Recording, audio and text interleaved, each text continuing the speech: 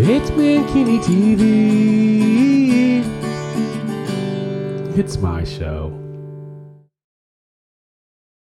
What's up, everyone? Mankini here with Mankini TV, and I am sitting down with Buzz of the Legendary Melvins. Buzz, what is up? Well, we're here in wonderful D.C. Do you live in D.C.? I do, actually. How far from here? Probably about 40 minutes. 40 minutes. Germantown, Maryland. Outside of D.C.? Yeah, outside. Yeah. Outskirts, you know. When you live in this area, you kind of just live in D.C. in general. You just tell people that. It's easier. Yeah, absolutely. If I tell you where I live, you're like, where is that? I go, It's it doesn't just matter. More questions is all you'll get. Yeah, more Where's questions. that? Where's that? How do I get there? This is 40 years. Yeah. Has it really only been 40 years? Only 40. Seems like longer.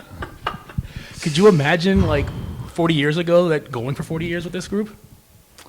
No, I didn't think about that, really. You know, we surpassed our initial expectations of the band pretty quickly. And here we are now. Yeah, so, you know, the ideas of making records or things of that nature were absurd. You know, we just wanted to play a show, maybe on a stage. Have That some was fun. it.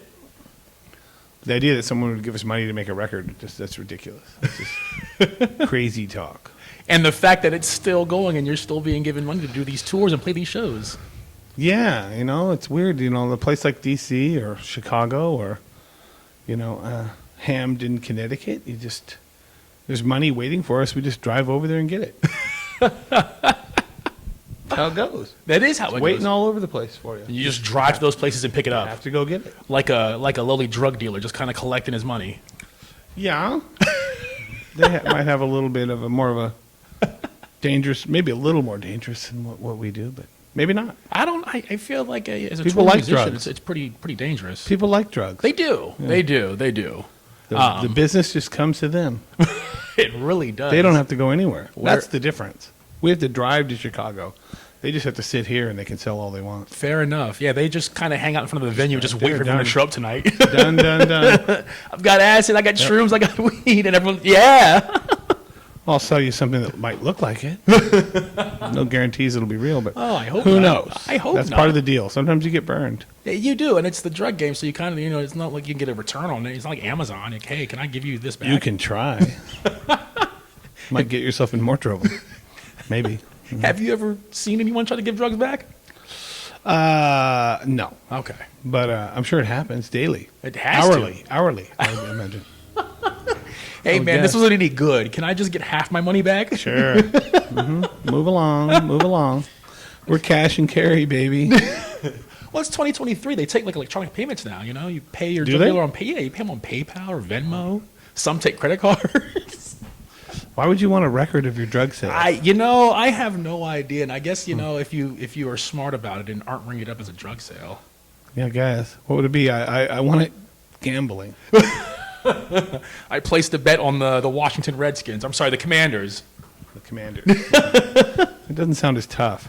Well, I was never a fan of the Redskins name myself. You know, I don't know. It sounds tougher than the Commanders. It does. The Commanders just sounds cheap and cheesy. Commanders is too close to the word commode for me. I think that's what opposing people and The fans call us. commodes? Yeah, the commodes. Yeah, that's what you would call them. I don't follow football, so Well, that's you and me both. I don't watch any football at all. no. Not at all. Any sports? I like baseball. Okay. All right. Who's your favorite team? Well, it used to be National League because I didn't like the designated hitter, but I would say I live in L.A., so I like the Dodgers, but I like baseball in general. Okay. Doesn't like to see the Dodgers win, but Nice. who knows? They're doing really well now, but they'll probably blow it in the playoffs. So. I'm not a big fan of the playoffs or any of that kind of thing. Playoffs are the big tournament in the end. No, I deem like the ultimate I think winner. The World Series should be the two teams in both leagues that have the best record. That makes most sense, actually. I think because it's like, why win all those games then? Yeah, what was the point of it? Dodgers are 14 or 15 games ahead right now in their division. It's like they're not hungry anymore. They could easily lose out, and that'd be that. They can't. They can lose. They're not hungry now. They're 14 games ahead. They're probably going to win. Gotcha. So now they're not, whereas if it was just the two teams with the best record, you still have a chance. And then they wouldn't just be sitting there doing nothing.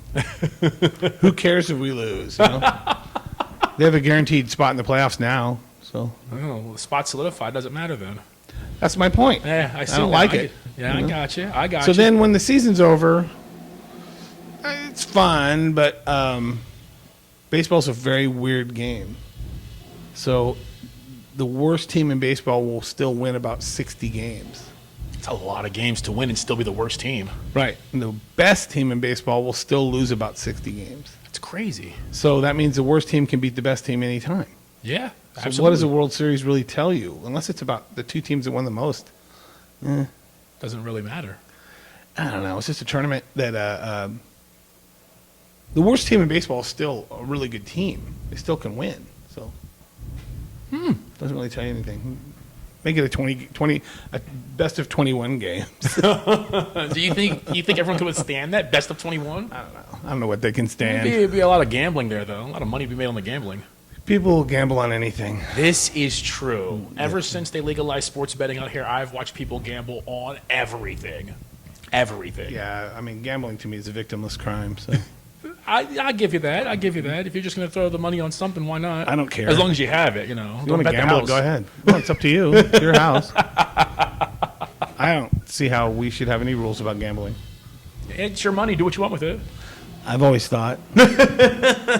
Therein lies the lie. It's not your money. Yeah. It never was. Well, you can kind of borrow it for a minute. Yeah, and then you got to give it back. Yep, always. Yeah, you give it back in increments, and then when you own your house, you still have to give it back, and you keep giving it back. Keep paying property tax. That's So ridiculous. you never too. really own it. Yeah, exactly. Hey, I bought this house. That's okay. You still owe us some money on it. What do you For the mean? moment. As long as you make these payments, you'll still own it. What happens when I die? Then your kids have to make payments. We'll take a giant inheritance tax on it. I've got. Because we need it more than you do. Yeah, oddly enough, they do. I don't know where that money goes. Does it go anywhere? Anywhere good? Well, what's the saying? Just be happy we're not getting all the government we're paying for. I still think we're getting too much. Yeah. Could be worse. Yeah, it could be. I guess. I'd say fuck them all, but That's my thoughts. Thank you for saying it. No, hey, not a problem. Here on Mankini TV, I'll always say the hard-hitting things, no matter what. Stay true to it. Punk rock ethos. Yeah. I've got to ask though. It's said, or over the years, talked about you and your band. The Melvins are kind of inadvertently responsible for kind of mainstream grunge music. Do you hold that deep within you? Do you think that's something, a responsibility, something you feel that you really helped usher in? My initial response would be, "Don't blame me." But, no. Yeah, it doesn't bother me. I mean, we're a much weirder band than those bands. Much noisier. Absolutely. I would say that that ideas that we had and attitudes towards what we were doing and some of the sounds went on to change music on a global level. So what difference does that make to me on a daily basis? Not a whole lot. Not really. Don't spend a lot of time thinking about it. I didn't think about it once all day until just now. Thanks a lot, Guy in the Bikini. It doesn't bother me. I'm, happy just to be a musician. That's really all I ever wanted. So it's nice to have it work on any level. And you're living your dream then. Yeah. I don't want more than I'm capable of getting. So I'm fine with that. I dig. What's the craziest thing you've seen on tour ever? One time on tour in France with the band I was in for a little while called Fantomas. It was a festival show outdoor. One of the people that worked on the stage crew, the local French crew, climbed the lighting rig, wrapped a microphone cable around her neck, and jumped. And hung herself at... She almost hung herself. She was hanging herself, and the microphone stretched down to where one of the other crew people grabbed her legs and held her up until they could cut it. What? Yeah, right during the show. What? French didn't do a thing about it. Nothing. That is pure insanity. And she was just wandering around backstage afterwards, and we're like, you guys have to do something. Get her out of here. You know, this isn't okay. She just tried to kill herself. And they're acting like it was just, what's the big deal? You know, leave her alone. She's troubled. Clearly. So it's like, I don't want to come off stage after, because we still had to play. And I didn't want to come her backstage and find her in my dressing room dead. You know, so that was a little weird. You know, that's probably the weirdest thing. That was a loaded question. I did not expect the answer I got. I didn't expect to see that either, but there it was. I feel bad laughing. I don't know if I. No, the whole thing was ridiculous. She didn't die, but maybe she finished the job later. Maybe, you know, who knows? If you're determined. People that I know that kill themselves usually don't talk about it too much. They just do it. That's that, yeah. The ones that talk about it all the time never do it. But she tried to do it, so. Without telling anybody, it was just a mission. Well, she may have told people. I don't know. I don't speak French.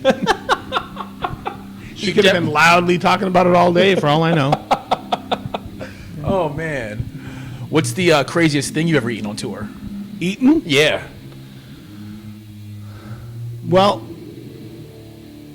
maybe the first time we went to Japan, the promoter, we were done with our show in Tokyo, and the promoter said, "Now I will take you to America Town to eat." What? And I go, I don't want to go to America Town. I want to go wherever you eat. You know? Oh, it might be really weird. It might be too weird for you. And I was like, I'll eat anything you will eat at this restaurant. He's like, really? Yeah, anything you'll eat, I will eat. And it's like, okay, let's go. So we go to this place that was owned by a sumo wrestler. And we're sitting in there, and it was almost like he ordered tons of food and then would sit there and watch. Like, you eat it and I'll eat it. I ate everything that I ate everything that he brought out, all kinds of fish stuff. I don't even know what it was, and even horse meat. You know? What? Yeah, horse meat. Was it good? It was a little gamey. Okay. It was okay. Would you eat it again?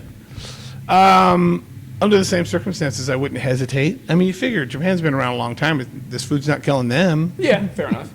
Fair enough. I'll give you that, absolutely. You know, so It's a delicacy. I didn't think any of the stuff. Some of the stuff was kind of weird, but there's nothing. I was just like, "There's no way I'll eat that. No chance." No, I'll try it. Why not? I didn't like all of it, but it didn't weird me out to the point of saying, "No way will I do it." You know. Is there anything off the top of your head right now that you know you wouldn't eat? Like if someone was like, "Hey, we're gonna eat this tonight," like, or "Hey, we're gonna try this," and you're like, "I'm not doing it." There's stuff I don't like, but there's nothing I wouldn't try. Okay. I can't think of anything. I mean, you know, if you boiled a radial tire or something, I wouldn't. You know, we deep fat fried a bunch of radial tires. You want a bite of that? Just the Iowa State Fair. I'm good. You know, or chunks of concrete or something. I probably wouldn't bother with that. But actual food that people eat, you know, it's not a stunt. You know. Okay. Yeah, I can't think of anything. You know, nothing I can think of. Okay. I mean, I don't know, goat eyeballs. I'd probably try one. Sheep's brain. Oh, sure. Yeah, I would try it. Maybe you can get mad cow disease. That might be how you get it. I'm not really afraid of food. I mean, that's stuff I don't like. Yeah. But like sushi and stuff like that, I don't prefer salmon. I actually prefer cooked salmon more than raw salmon. Raw salmon is too gamey for me. Okay. But I would eat it. I mean, it's not like I won't touch it. No way. I know people that won't eat sushi at all. I'm like, you're fucking crazy. I love sushi. Yeah. It's delicious. That way, I never ate it when I was a kid because I was never around it. But it sounded completely gross. And it went from like one of the grossest things I could possibly imagine eating to one of the best things ever. I give you that. I don't think I ever thought I would ever touch sushi as a kid. And once I had my first roll, I was like, oh man, I've been missing out. Yeah. It's really good. Really, really good. I mean, I don't know. You know, but, you know, people have different tastes or whatever. But I don't know. I'm not psychologically weirded out by food. So. Well, on the other side of the spectrum, over your 40-year career, what's like the go-to tour food? Nothing that's too heavy. Really? Yeah, for me now. I don't like. There's lots of stuff that I don't eat. Like I don't eat a lot of sugar, stuff like that. I prefer the entree over the dessert. I dig it. I dig it. You know, but I don't really like restaurants. Okay.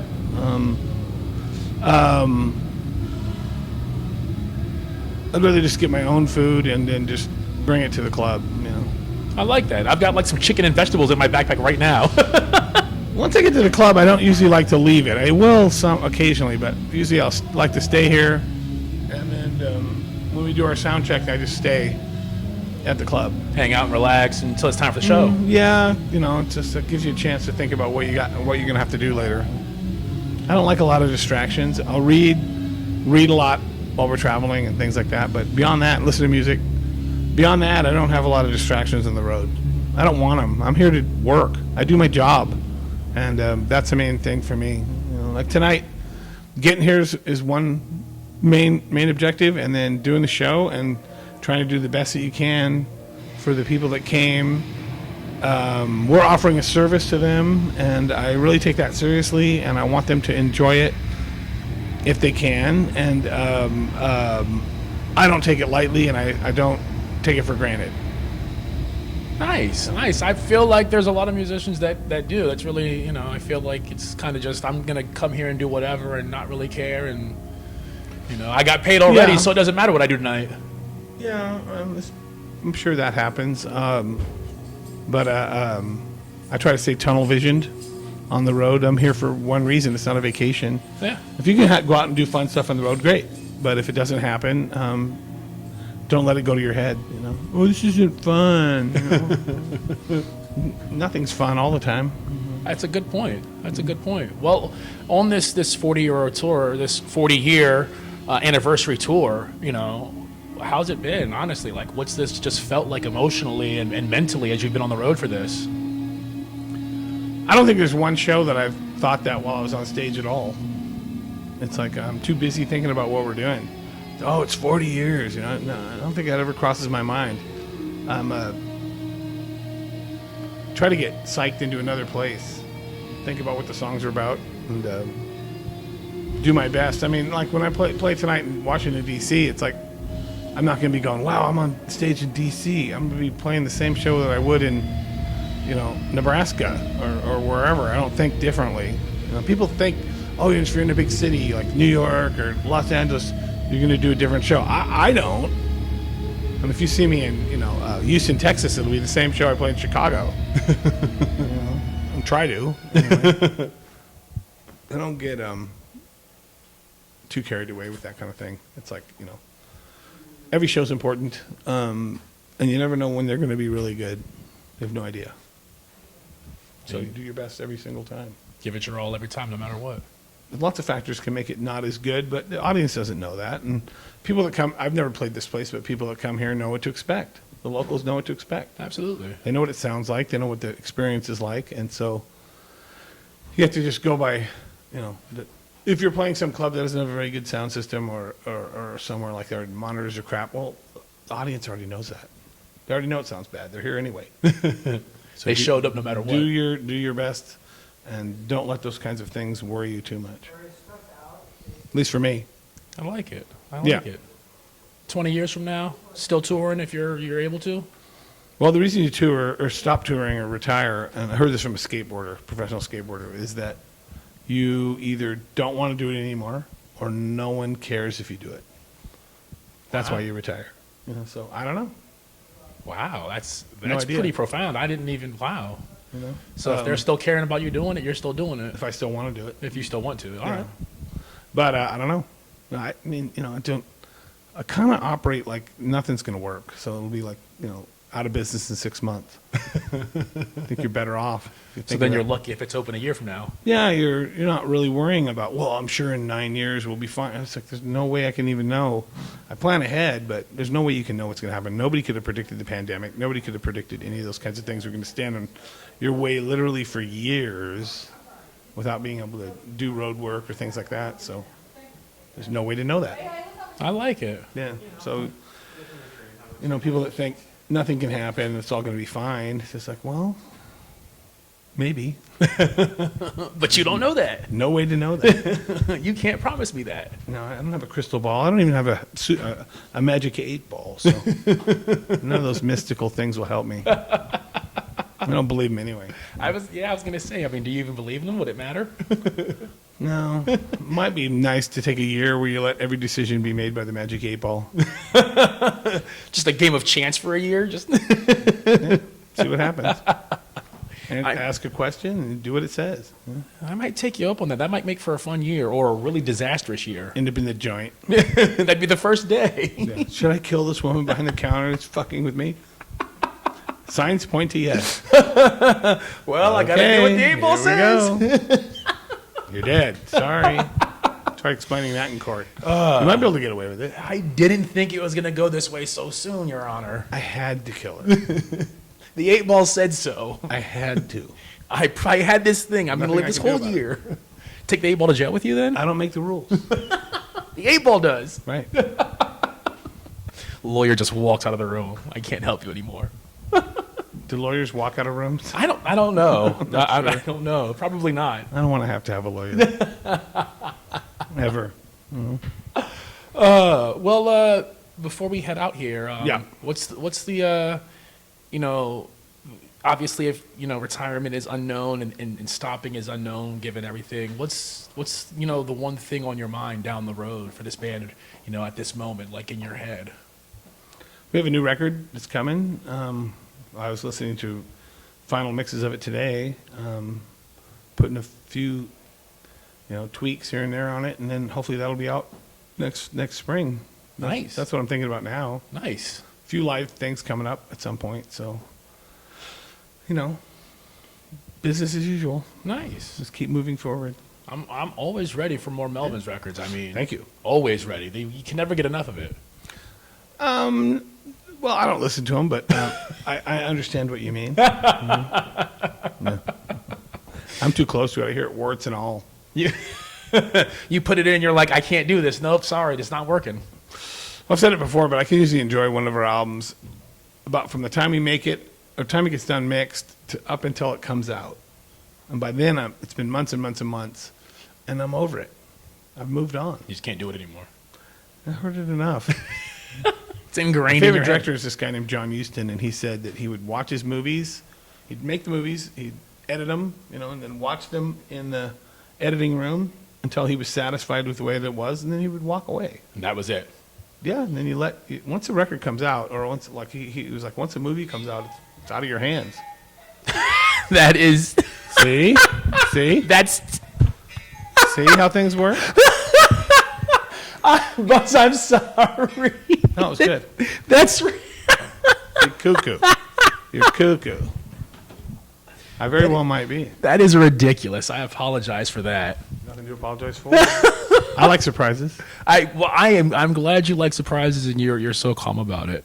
I could have gone completely differently. It's like the magic 8-ball, Not overly important. Just roll with it, like the 8-ball. It's fine. Kill some people, rob a bank, do whatever. If you have to, you have to. Yeah, the 8-ball said so. It's part of I was dedicated to this, and I'll live by it. All right. Well, you know what? I will let you know 12 months from now how that went. Good luck. Or you'll see me on the news in jail and you go, he listened to the 8-ball. You might have, yeah. Buzz, look, I appreciate you, my brother. Thank you. You're a legend, a gentleman, and a scholar. Amazing. Scholar that never went to school.